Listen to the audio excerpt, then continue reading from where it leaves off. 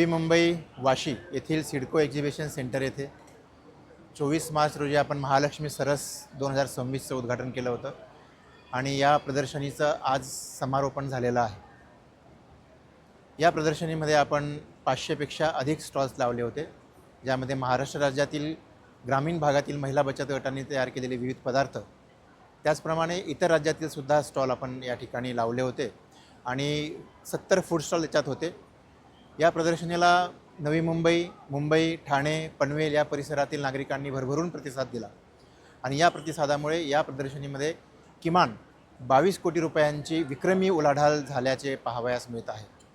या उत्स्फूर्त प्रतिसादाबद्दल मी आपणा सर्वांचे आभार व्यक्त करतो आणि बांद्रा कुर्ला कॉम्प्लेक्स म्हणजेच BKC येथे एप्रिल महिन्याच्या शेवटी पुन्हा एकदा महालक्ष्मी सरस प्रदर्शनीचे आयोजित करण्यात येईल।